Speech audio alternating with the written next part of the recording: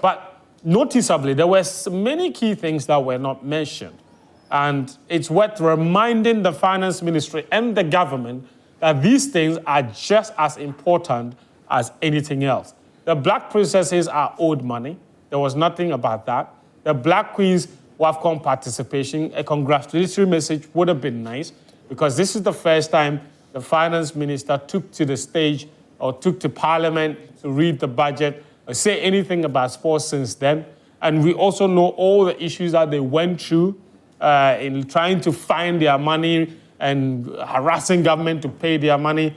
He could have said something about that, obviously, and assured them that those things will not happen going forward.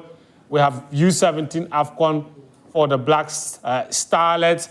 There was no mention of the athletics championship coming up next year.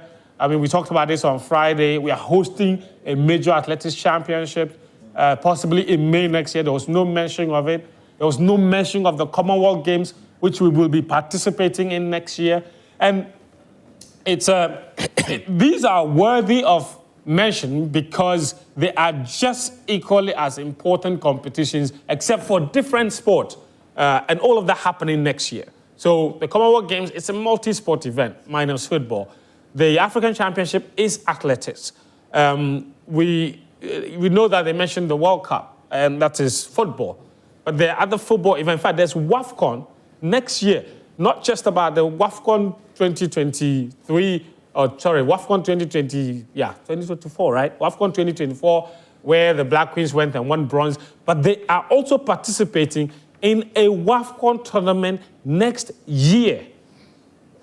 It's a whole competition. That's like, it's big.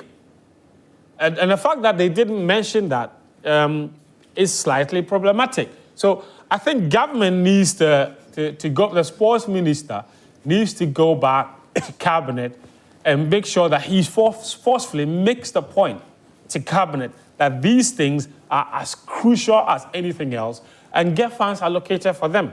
Because we've gone in circles one too many times where competitions come around and we don't seem prepared.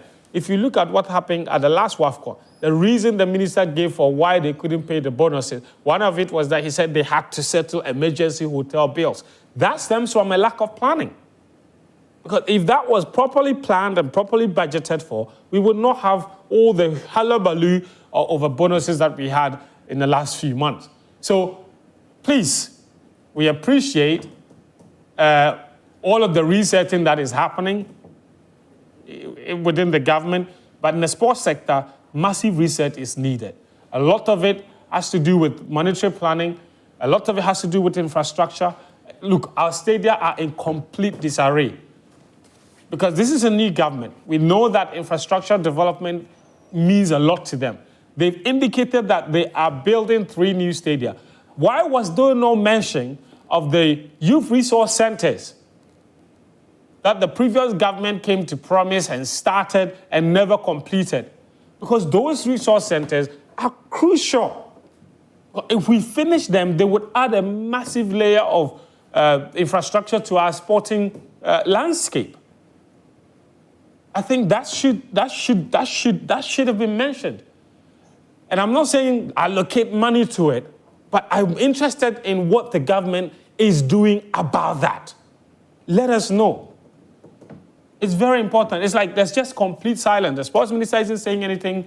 NSA isn't saying anything. Nobody is saying anything about those youth resource centers.